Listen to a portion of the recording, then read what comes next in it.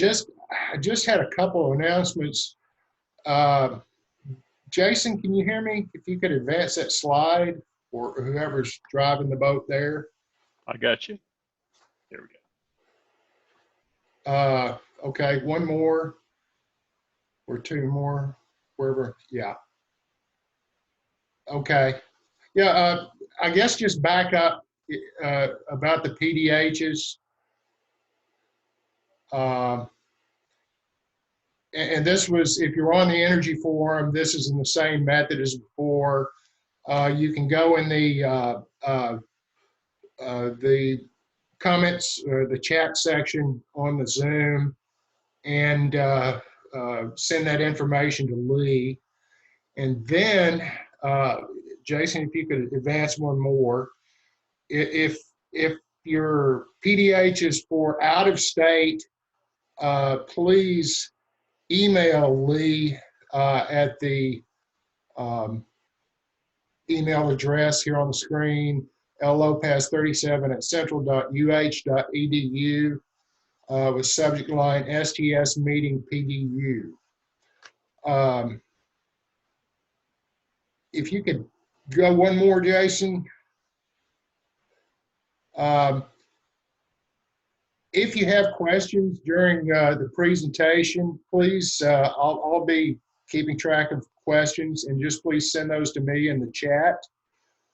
And if you could go one more, I think I had my announcements.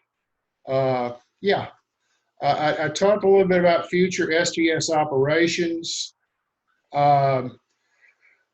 You know, one thing we've been talking about, and we haven't quite figured out how to do that, but we're going to continue to be working on that, is, you know, given the way oil prices have gone in the past month, you know, believe that certainly a number of members are impacted, or perhaps may be impacted. So we're going to, you know, see what we can do to help put together some sort of processor system there. The Climate Solutions Symposium in August, you know, that was going to be a live event, and that has been rescheduled, and that is going to be in August, a virtual event. The ship channel cruise was scheduled for June 6th. Mark? Yeah, go ahead, Tom. Yeah, the symposium is still scheduled for the theater at the university. Okay. I mean, there's a chance it'll go virtual, but at present, it's still. Okay, you're still scheduled. That's still scheduled live. My apologies. Yeah, of course, if the AICHE spring meeting goes virtual, you know, we'll probably go virtual too. Yeah. Spring meeting is that same week. Okay.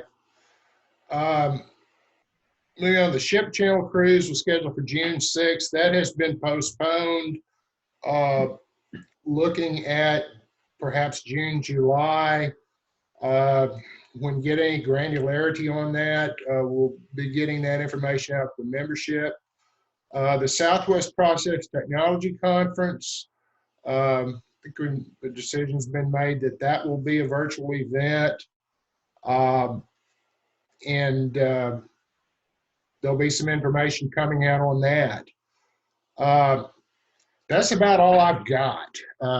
Unfortunately, we've been in a little bit of a state of flux, and but we're just going to continue to work forward, virtual or otherwise, and continue to provide services for the membership. Certainly meetings online like this one. So I'm going to move on. If I can just interject, much as Tom did there, as far as SPTC goes, yeah. Certainly there are a lot of options being considered, but there's no formal decision yet on the route it's going to take. So we can just there probably will be some definitive decision within the next few weeks, but at this point, it's not been decided. Okay.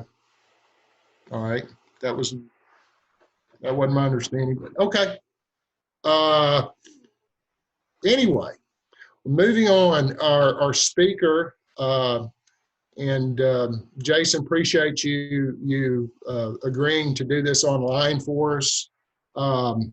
Jason Afenowitz, he's an associate with Friesen Nichols, who's a full-line innovative consulting firm offering engineering, architecture, environmental science, construction, and planning service. Jason is the firm's practice leader for water resource planning. He has over 15 years of planning experience and has actually managed or participated in 4 rounds of the state and regional water plan for Region H, and has worked on water plans for Region C, I, K, and P. He's also been involved with development of innovative and comprehensive water supply plans for water providers throughout Texas, including surface water, groundwater, reclaimed sources, as well as water conservation initiatives. With that, I'm going to hand the session over to Jason, and I appreciate it. Thank you. Thank you, Mark. This is absolutely perfect. I mean, it's almost perfect. I know normally this would be a dinner. We don't have any food, but hopefully there's some food for thought in all of this. But when Mark reached out to me about this some months ago, it's like he was reading my mind and knew exactly how to time this whole thing. As we'll talk about as we go through this, we are in the middle of our planning process, or we're toward the end of the planning process, really. We're in the middle of our public comment period on the planning process for what's called the initially prepared plan. So it's like a draft. And so we're going through although it's an open public forum throughout the whole 5-year process, this is a particular time that we encourage public comment, and we want to spread the message about the plan and get that information out there for everybody. So this is just an absolute ideal time to talk to you guys, and I appreciate the opportunity. To get started, talking a little bit about water in Southeast Texas. Usually when you talk about water in Southeast Texas, people are complaining that we have too much water in Southeast Texas. And an example here, this is 72-hour rainfall totals from Harvey. And during that time, there weren't a whole lot of people that were worried about water supply, I can assure you. And we were in the same boat, no pun intended. Most of our work at the time, everything that was focused and was going on at that moment was all flood related. So we were spending a lot of time with those clients trying to get rid of the excess water we had. So it's very easy to think that we don't really have water supply issues as a region. And so often water supply gets overlooked. It doesn't come up as often. It's not as dramatic. The water shortage issues don't show up in your living room like water excess may from time to time. But just in the way that we spend time talking about flooding and flood management, water supply is just as important. Because we don't always have that much water. And it wasn't too long ago. This is a map of the drought index from 2011. If you can think back to those times, we had actually just gone through a dry period in 2009, which we thought was severe. We thought that was a significant impact on the region. Had a wetter period in 2010. I completely forgot about 2009. And then 2011 hit, and I have to say it was one of the strangest times I can remember, because you just couldn't remember a time it rained. And that went on and on for months. And that really got a lot of attention in the state at the time, recognizing there were potential issues with water shortages that needed to be dealt with. Thankfully, though, that process had been ongoing and is still ongoing to prepare for just circumstances that are just like that. And so what really drives most of our drought planning in the state is looking at where we are out in the future. And we typically look at about a 50-year pattern of where are demands going, how is population growth occurring. And so Basically, in the state of Texas, we're expecting to approximately double from now out until the year 2070. And as we go through this, we'll continue, projecting out farther and farther into the future. In Houston itself, that's a difference between about 7 million people in the region right now to almost 12 million by the time we get to 2070. And that's happening for a number of different reasons. The latest I've seen from the state demographer says about half of that, about 48% of that, is just births within the state. That's just natural growth within the state. But the other portion of that are people that are moving to Texas. People want to be in Texas. And about 34% of that migration is domestic, 18% of it's international. So we've got a number of people from many walks of life that are all coming to the state of Texas. And when they get here, I can assure you those people are going to be thirsty. And so looking at that same projection a different way, this is actually looking at need as we project out 50 years in the future. And this isn't demand, this isn't total demand, this is the amount of water needed that is in excess of current supply. And so you'll see us talking as we go through this the whole time. It's going to be an acre feet. It's kind of a holdover from the old days of when all water solutions were reservoirs, but it is kind of a convenient unit to speak in because we tend to speak in very large volumes. So just think an acre, a foot deep, 325,851 gallons, but gives you some idea of the magnitude that we're talking in. So what you see here is a growth in need from 2020 to 2070 from 1 million acre feet to over 5 million acre feet. And to put that in perspective a different way, that year 2070 need is about 50 times the yield of Lake Conroe. So if you were just going to, do the traditional approach of we need more reservoirs, you would need 50 new Lake Conroes to meet the needs for the state of Texas. And this, by the way, excludes agriculture. And what is the number one need for water in the state of Texas? It's agriculture, mostly irrigated agriculture. And we're completely excluding those numbers here. So we're looking at municipal, we're looking at industrial. There's a whole other world in dealing with those agricultural needs that often can't afford some of the water solutions that are available. So that gives you an idea of what we're looking at moving forward and what sort of problem we're contending with. Now, the way that we plan for water in the state goes back many years, back to the drought of the 1950s. And just like we saw that chart earlier with the drought index from 2011, here's one from September of 1956. You pretty much see Texas is, except for the very southern tip, the very crispiest color you can get on there. This is about as dried out as you can possibly be. This is like when I leave a pizza in the oven way longer than I should. This is what comes out. And at that time, which by the way is still the drought of record for most of the state, Texas decided we're not going to do this anymore, and we're going to deal with drought, and we're going to plan for the future. And the way that they dealt with that at that time was what I call the classic response. The construction of reservoirs, which had already started in the state prior to the drought that you see there, that expanded, and you see that big uptick in the development of reservoir storage over time to try to contend with the risk of that future drought occurring once again. And we have a lot to be thankful for what those people did in those days to prepare us for where we are today. Those steps that they took at that time, we've been living off of that for many decades after that.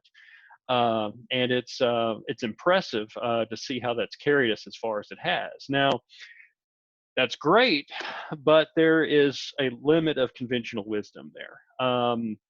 You can only continue to build and continue to build and continue to build for so long, and it starts to become more and more difficult to do that. A reservoir is a very difficult project to build. They're very expensive. There's a significant impact associated with them. You can't put them everywhere, and even if you could, there's an awful lot of those really great reservoir sites are places that I like just the way they are. They're beautiful and natural. You wouldn't want to touch that. So this chart, which I find to be pretty interesting is if you took that same growth of reservoir storage in Texas, but you looked at it on a per capita basis. So think about this as your very own acre foot of reservoir storage over time. And we can look to see what they had in the 1950s as a resource as they went into that drought. And then you see the drought response, that red portion of the curve. That's during that reservoir development phase. That's when they were building up that storage. And what we've seen over time is an optimization process of we're using water more conservatively, we're bringing in other alternatives, and the optimization portion of the curve has now brought us down to about where we were at the beginning of the 1950s drought on the basis of reservoir storage. So just let that sink in for a little bit. We're about where we were from a reservoir perspective at the beginning of the 1950s drought. And that's not to say that that's the end-all solution, but it does give you an idea of how much we've grown as a state and how we need to seek other alternatives for how we deal with our water needs. In addition to the rapid growth in reservoirs at the time, the 1950s drought also brought around another change that we know as the Water Development Board. And the Texas Water Development Board was created in '57 with two primary objectives. One of those is pretty much to function as a bank or to assist in funding projects. So you can go to the Water Development Board. They can help you with funding. They can improve your terms and make those projects more palatable. In addition to that, there's also a planning function to recognize what sort of needs the state's going to have in the long term. And so that's really what we're talking about today and what's gotten this whole process going. And Water Development Board still does both of these things and a number of other roles that they've taken on over the years. It's a very interesting organization. They continue to grow and continue to do a great job. But early on, when they started the process of state water planning, it was done from what we consider a top-down perspective. Basically, you had one state water plan for the entire state. It was developed in Austin by Water Development Board staff, maybe some consultants helping out, but it was very Austin-centric. And as we all know, as Texans, we kind of like having our own control over everything. So beginning with the 2001 and 2002 state water plan eventually, the state went to a bottom-up approach and created various planning regions that would each do their own planning, and those regional plans would be rolled into a state water plan. So the 2001 regional plans were the first regional plans completed, and those were rolled into the 2002 state water plan after that. And we've been on a 5-year cycle ever since then, updating those plans and keeping everything moving forward. And so across the state, Texas has been divided into 16 different planning regions. And you can look at that, you can kind of pick out a few river basins there. It does follow natural boundaries to some degree, largely political boundaries, just to make that process easier. But all these different regions each have their very own planning groups with various interests that are reflected on all of those. They're aided by consultants like myself, and they go through this planning cycle every 5 years. And as we mentioned, those regional plans, those are what are rolling up into the state water plans later on when Water Development Board takes over on that part. And the planning process is intended to examine demands for the next 50 years and identify needs and potential projects to fill any gaps in water supply. And that's for municipal, irrigation, livestock, manufacturing, which basically industry, mining, which is largely oil and gas, and steam electric power. All those different categories of needs are quantified and taken care of in the plan. And so the actual planning process itself is actually pretty simple when you look at it from a very high level. It's how much water do you need? How much water do you have? Identifying the gap, those water needs, and then identifying strategies that can be applied to meet those needs. We then prepare an initially prepared plan. That's where we are right now. It's a draft. That's out for review, and comments will be incorporated into that, and then we'll end up with a final plan. So it sounds simple, but it is truly about 5 years of effort to go through all of those steps. And of course, there's the complexities of not only are you looking at this at a regional basis, but how do you account for the needs of all those individual water users along the way, and how do you meet all those, you fill all those gaps within that supply chain. So it can get complicated pretty quickly. So about our own region, we're here in Region H. It is H for Houston. It wasn't intended that way, but it just happened conveniently. So that's just something to keep in mind. They're all lettered throughout the state, all 16 regions. The region has 2 major aquifers, the Gulf Coast and the Carrizo-Wilcox, in addition to 4 minor groundwater aquifers. Also 3 major surface water basins and all the coastal basins in between. That's the Trinity, San Jacinto, and Brazos. And 3 major reservoirs within the region. Lake Livingston, Lake Houston, and Lake Conroe. And in addition to that, there are other reservoirs that also provide water to the region. They just lie outside. The planning group itself is made up of 26 members. And so we're responsible for keeping all those guys happy. Whenever somebody mentions something about they can't keep the 2 bosses happy, I just kind of laugh, because we've got 26 just for one client here. But they're a good group. They're an awesome group to work with. And those guys represent 12 different interest groups, ranging from small business, public, industry, groundwater, a number of different categories to try to cover every facet of water.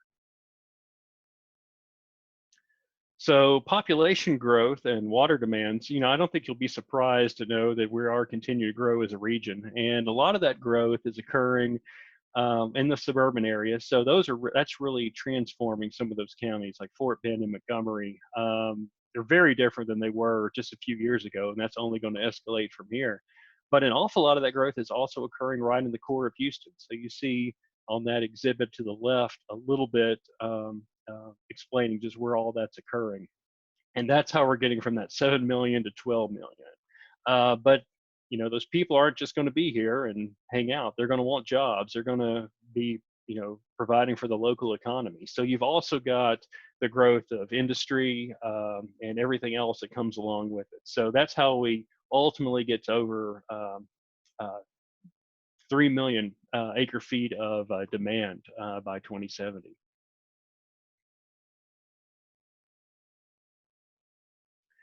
And available supplies, this is the next step, quantifying how much we have right now. Surface water, we spend a lot of time talking surface water from the regional planning perspective, because the region actually does have a good bit of say in how surface water is defined. Of course, we have to take into account the water rights that are permitted through TCEQ.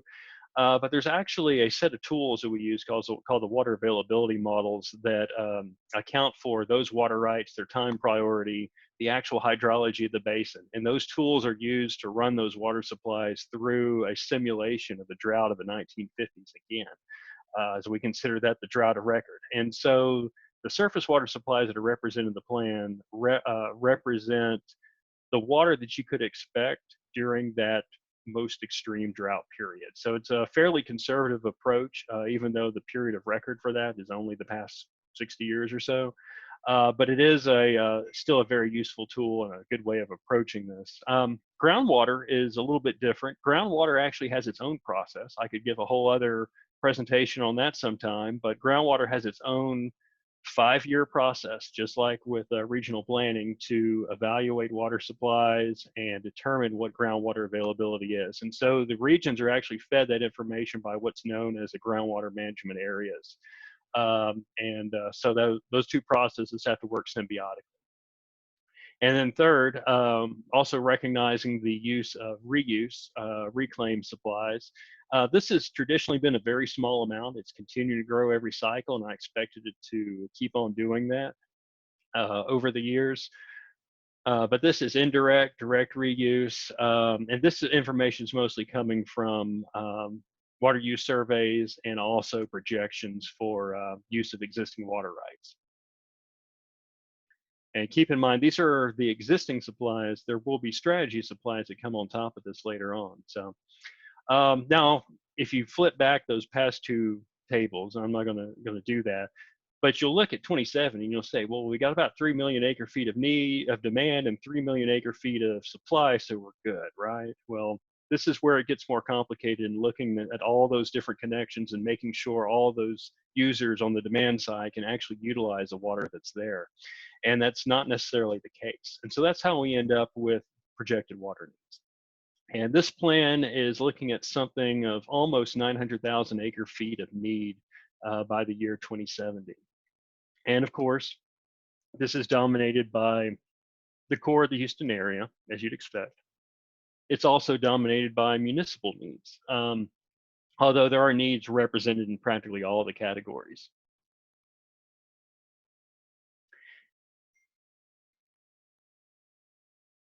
And if we just let the plan there, that wouldn't be much of a plan. So our next step is to actually assign strategies to that. And we categorize these as water management strategies and projects. Think of a strategy as an overall concept of how water will be used to meet a demand. Missouri City's groundwater reduction plan. They have a comprehensive plan of how they're going to meet their shortfalls from the reduction in groundwater use. Also, getting additional water from BRA. It's not in itself a project, but it is a means of getting water from the Brazos River Authority. On top of that, you may have projects that support those strategies. And where we only have 61 strategies, we have over 800 projects that we track within the plan. And those can be as simple as a conservation project for a particular water user group, or it can be Allen's Creek Reservoir, for instance. So there are a number of different projects of all shapes and sizes that fall into those buckets. And over on the right, you'll see kind of how those split up. Less than half is surface water. There's of existing surface water. So that's utilizing some of that surface water we identify, but can't yet be used as a strategy.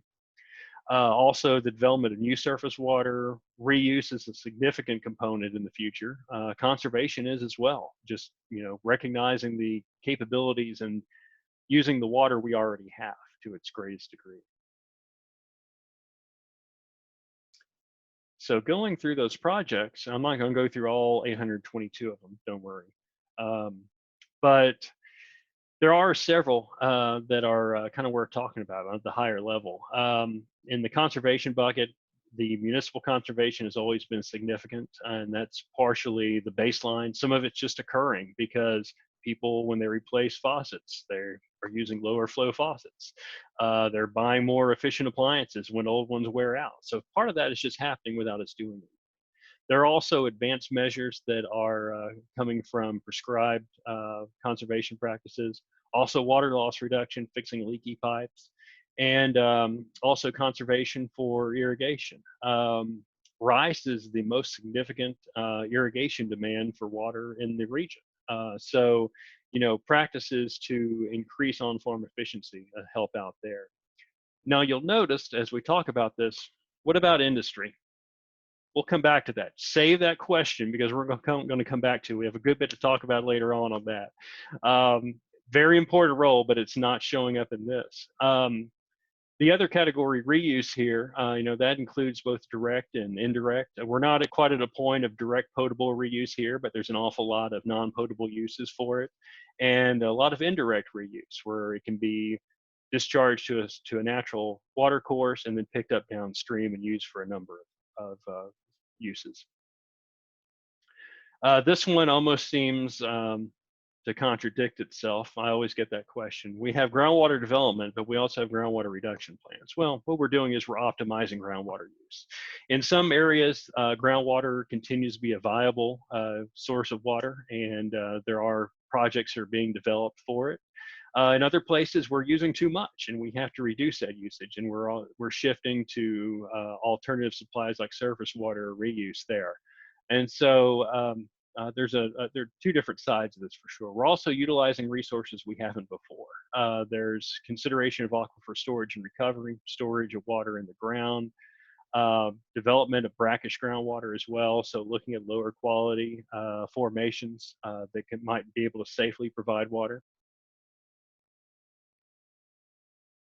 There are, of course, the conveyance and treatment projects. Those help tie all these sources and demands together. Those are key as well, and come in all shapes and sizes. Some of those, like the larger ones, the interbasin transfers from East Texas are farther out there in the future, but continue to use supplies that have already been developed years ago, but haven't been connected to those demands.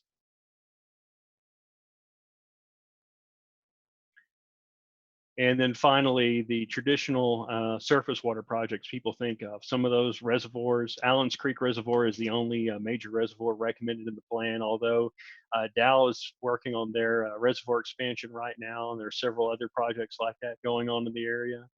Also, seawater desal. This has always been out on the horizon for us. We know it as a region based on where we're located. This is an optimal opportunity. There's always been one in the plan for a potential facility in the Freeport area, but this time there's also the inclusion of a plan for NRG Cedar Bayou plant over there on the east. They're looking at the potential to develop a project there, and so we're happy to see that coming into the plan. Now, the plan is intended to look at needs and solutions for those, but there's a lot of other information in there that you'll find as well. One of those is just looking at the drought response overall.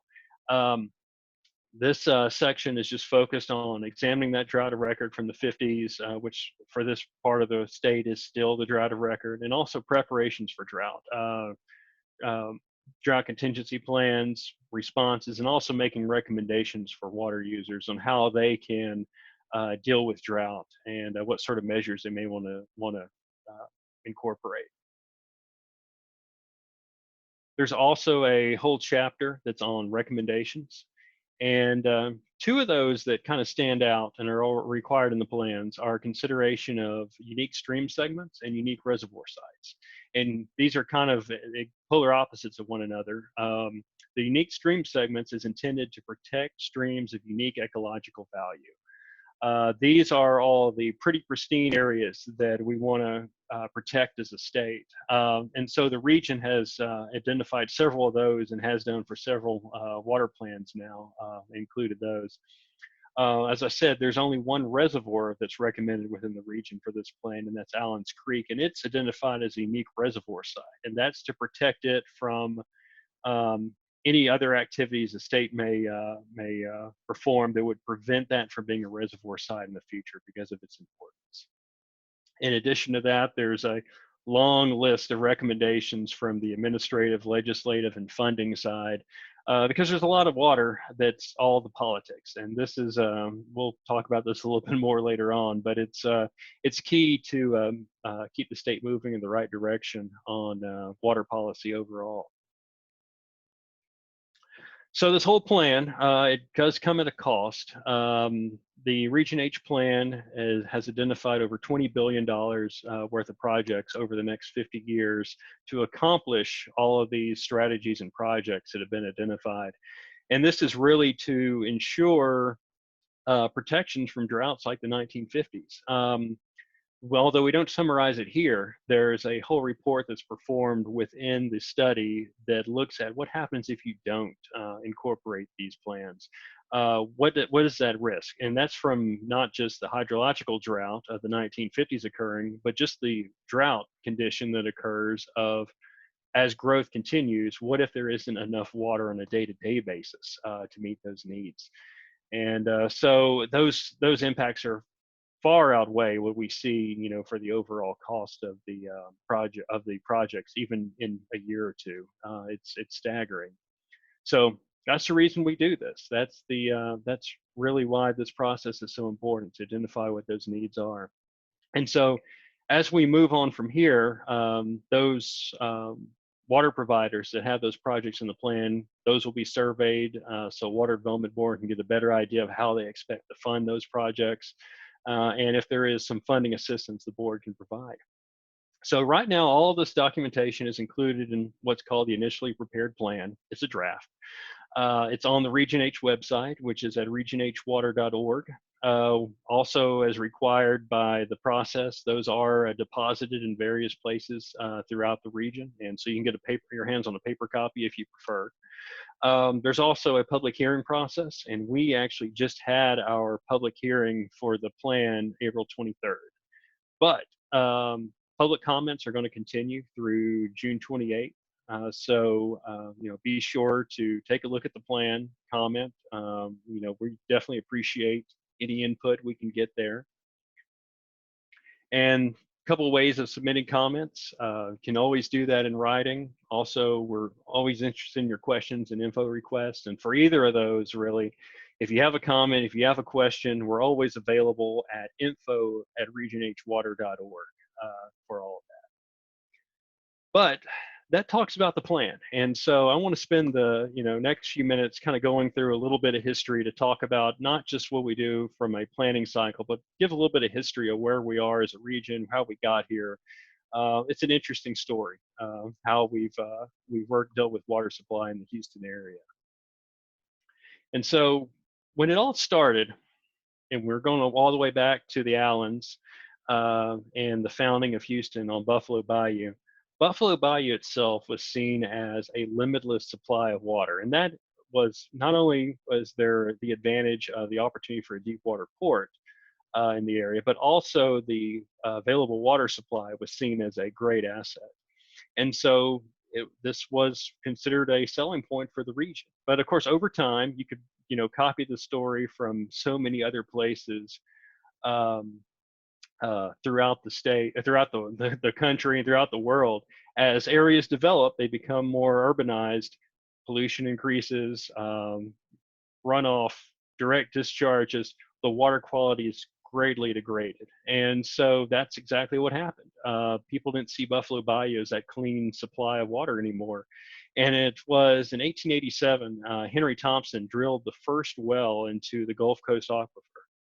And all of a sudden, we have the Gulf Coast Aquifer, which is the new limitless supply of water. You've heard that before, but you're hearing it again, the new limitless supply of water for the region that will last millennia.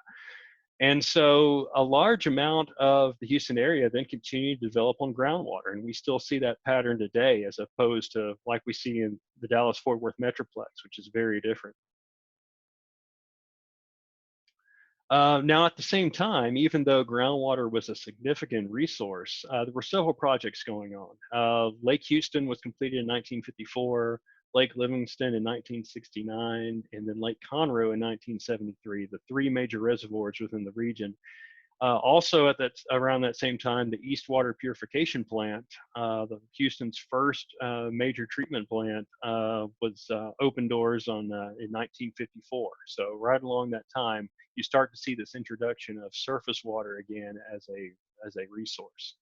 And it turned out that was a very good thing.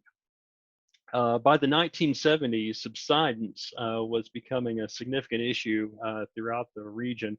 We see areas of the ship channel and that industrial area there subsiding by as much as 10 feet, and significant impacts throughout the area, increasing flooding, just disturbing the land surface, so that in impacting industry, municipalities, everybody. And that was tied to the excess withdrawal of groundwater. And so this is a little quiz. We don't really have an open forum, so there's no prize or anything, but who knows where the picture on the left is taken? And the answer is, it's the Baytown Nature Center. That's what you see today. If you've ever been there, or if you've never been there, it's great. It's a nice little place to get out. I like the contrast of nature, industry in the background. You've got the natural and man-made world together. It's wonderful. But it's great if you like birding, if you like fishing, if you just like getting out. But it wasn't always that. Before it was the Baytown Nature Center, it used to be the Brownwood Subdivision.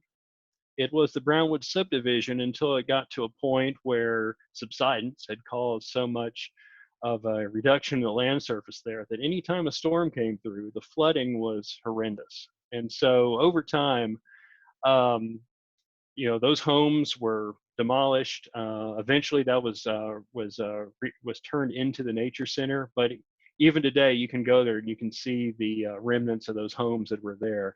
But it's a very visible sign of what was happening as a region in those times and how we had to change to something else. We had to move away from heavy dependence on groundwater.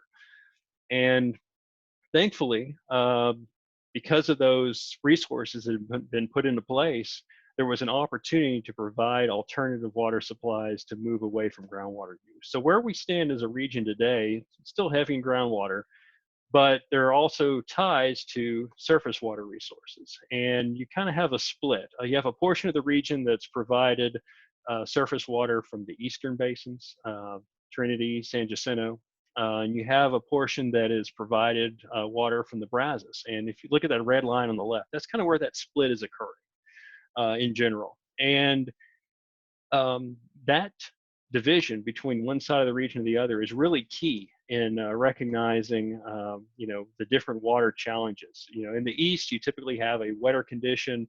There's more rainfall in the eastern portion of the state in the Trinity Basin, so that's a major benefit there. In the west, in the Brazos, there are a lot of drier areas, and so the west and the lower Brazos has had more impacts from drought than some of the eastern basins.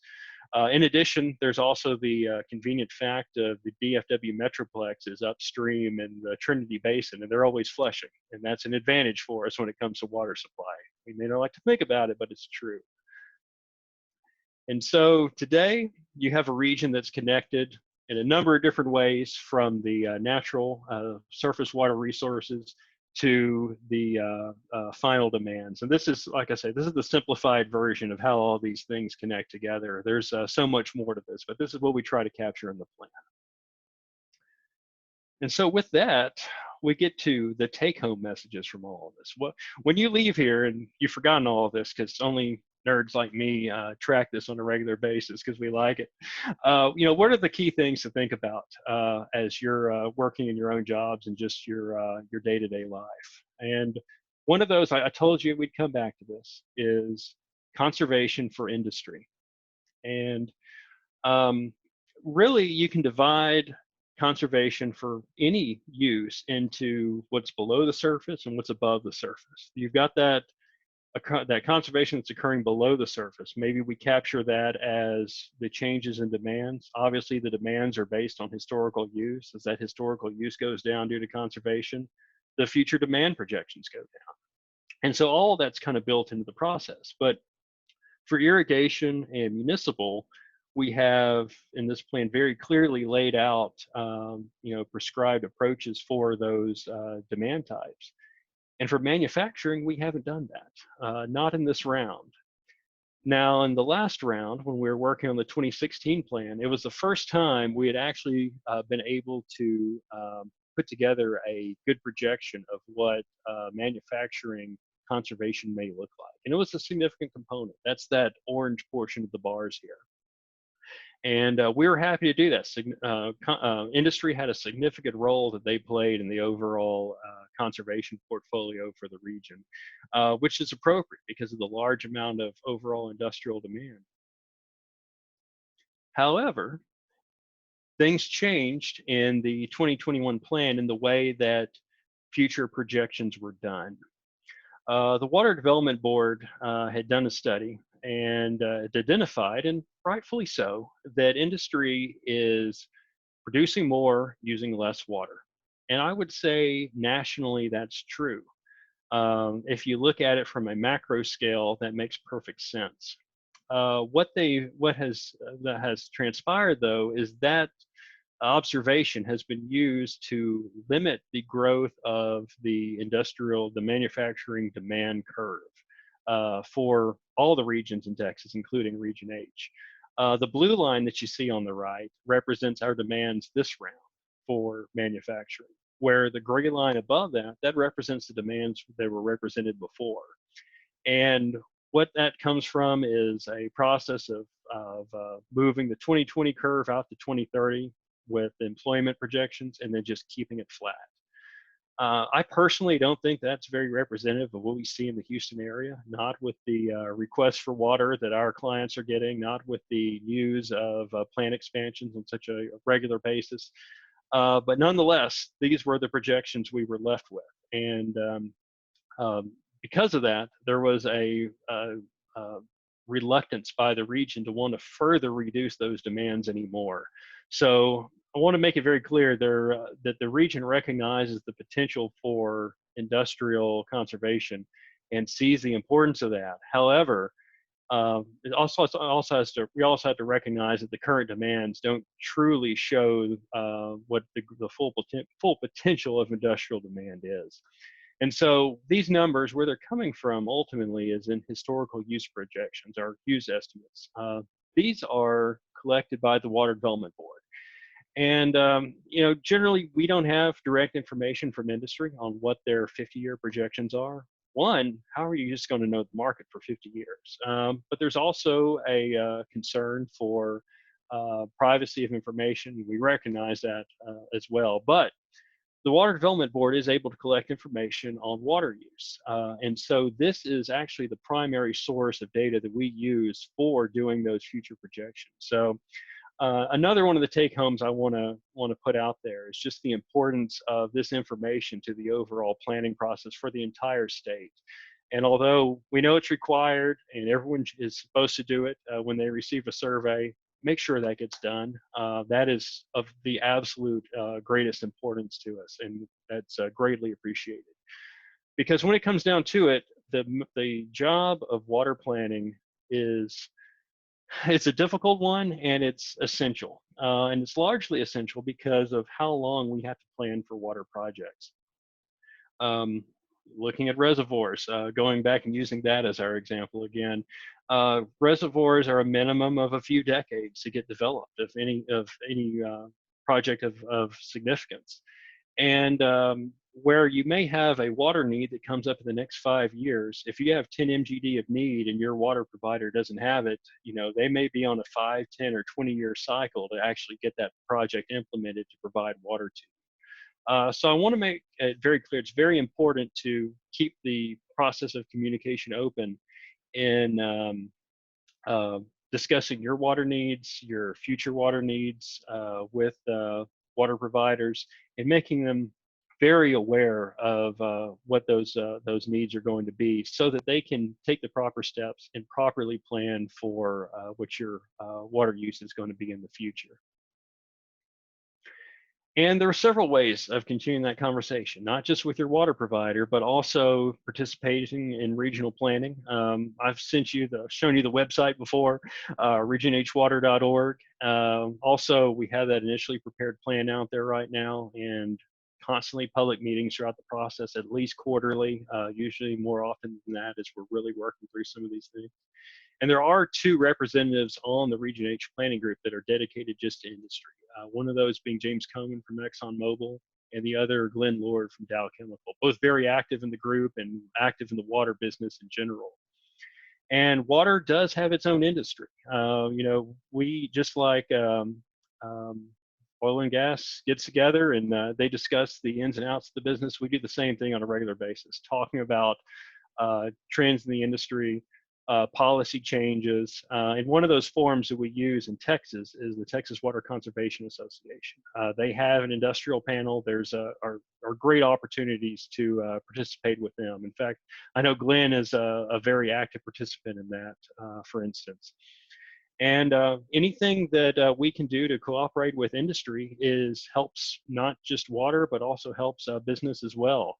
There are several things that if we need to get the attention of the legislature, having industry on your side really helps.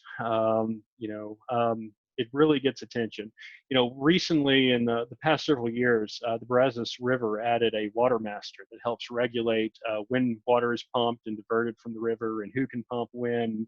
Very important during a drought.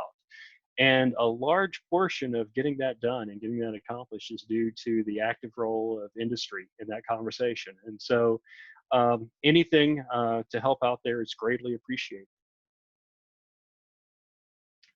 And then finally, to wrap up, since we got just a couple of minutes, final take home, and this is one of those that's easier to apply at a normal meeting, not a not a virtual meeting when we're social distancing. But go out and tell people that you went to a water meeting. You know, tell them that what you heard today. Tell them this crazy guy came and talked about water, how it's important, and how we've got to plan this far out in the future. Because we spend most of our time talking about having too much water in this region, the water supply issues often get overlooked. And so it's very important to continue that conversation and let as many people know how important it is to use water effectively as a resource and how we plan for the future. So, and finally, again, thank you for the time to talk to you today, and we can take some questions.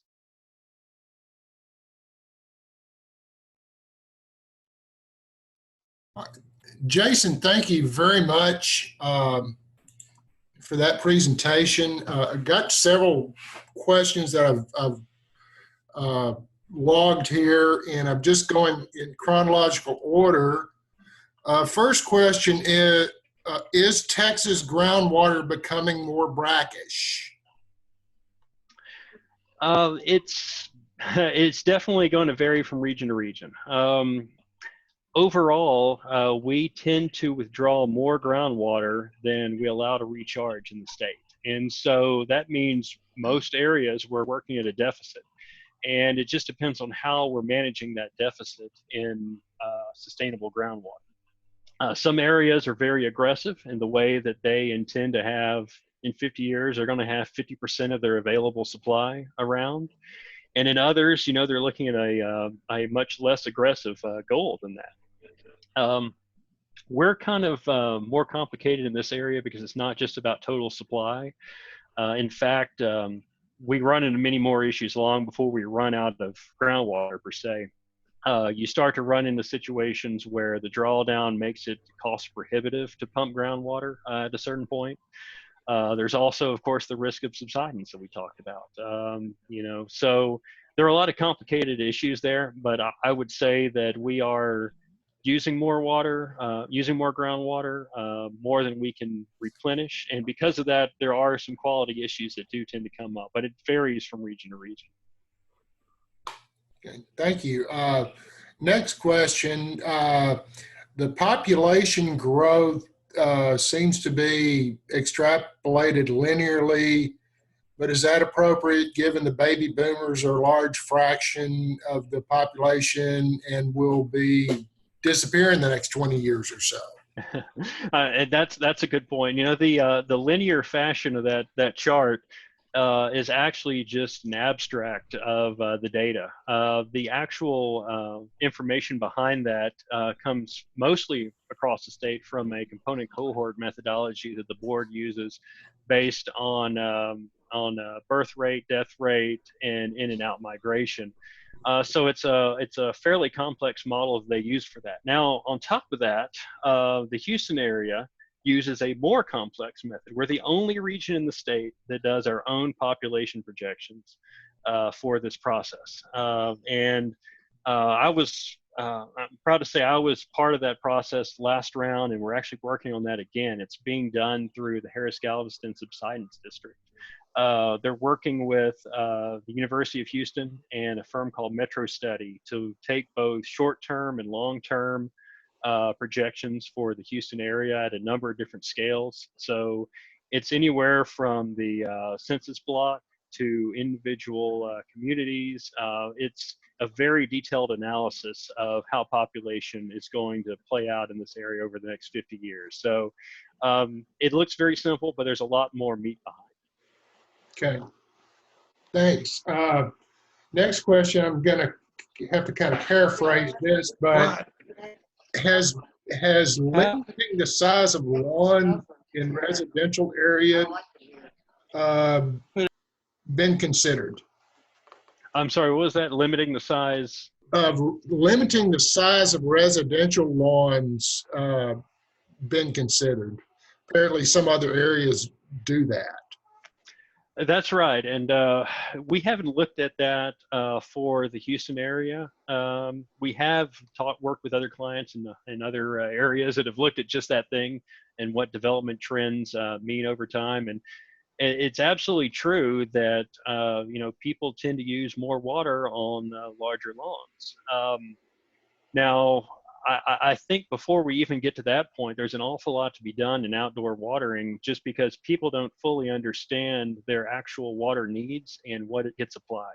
You'd be surprised how many people move into a house, whoever had the house before had a sprinkler system, it was set to something, it's set to something 10 years later and nothing has been touched, where really your lawn's water demand is going to change day to day based on rainfall and and there are tools out there that can do that. I actually have one at my house. I used to go out there, I'd get weekly reports on how much water I should be using, and that's an easy resource to get online.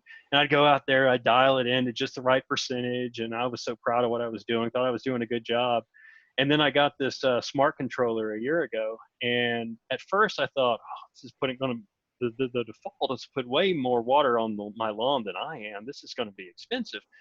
Turns out it has significantly dropped how much I'm using, because it properly recognizes not just past rainfall, but projected rainfall, and adjusts accordingly. I mean, there's an awful lot that we can do before we get to a point of just having to limit lawn sizes, but it is inherently going to provide some benefit.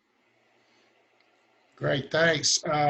Another question, by looking at the development map, is it saying that the manufacturing development is towards the Conroe area? And I don't remember that map myself. Yeah, I believe that was actually for need overall. If it's this map, I'm possibly thinking of, or maybe it was back here. But in general, no, we haven't seen those trends. In fact, heavy industrial has been fairly low for Montgomery County. It's a very small portion of the county. There's a good bit of light industrial that shows up, but that's all lumped into that municipal demand category. Okay. Next question. Are you recommending Israeli-style anti-leak practices? Which I'm not sure what that is. And I don't know the specifics of exactly what level that is. But again, that's another one of those, before we get to anything that's very draconian, there's a lot that can be done. You know, there are communities out there with water loss of 50%. For every gallon they put into their pipes, half of it doesn't even make it to the customer. And, you know, some of that is just absurd to think about. So there's an awful lot of ground that we can gain. In fact, the approach that Region H has taken is for this is we plan for bringing communities to a limit of 10% water loss. And keep in mind, that's a number of different things. That's not just water loss in the pipes that we typically think about. That's water loss from canals, water loss from reservoirs, water loss from the treatment process as well. But there are a fair number of communities out there within Region H that are well above that 10%. You know, most of them aren't 50. You know, there may be about the 20% range, but there's an opportunity to bring those guys down to 10%. And that's what's creating a fairly substantial benefit from water loss. So we don't have to get too severe before we actually start to see benefits. I think 10% is a reasonable level for most systems to get to. And that's, you know, not very strict at all. Okay. Next question. The TWC speaker presented data just before this talk that SWRO could deliver drinking water for about 2 cents per gallon, which is, I guess that's $20 per thousand. Mm-hmm. All total costs, all costs included. Why not just use this technology with water from the Gulf or even the bios to supply Houston? Seems like it would be much less expensive. That's still a pretty substantial cost compared to a lot of those that we're looking at. Now, keep in mind, that's also the development of that water. You also have the cost of transmission and getting it to where it goes, which is a substantial amount for Region H.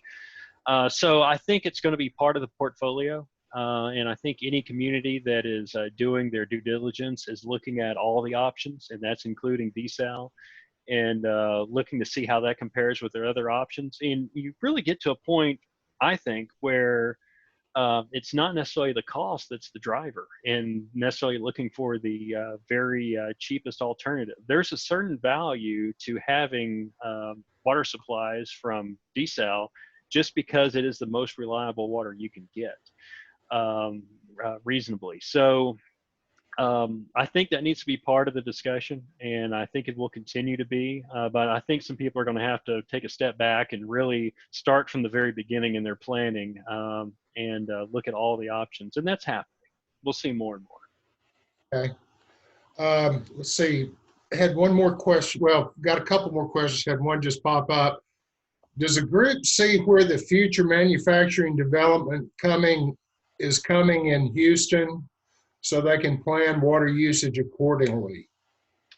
I wish we did, but we don't. And this triggers a short history in the projections of manufacturing water demand in the state water planning process.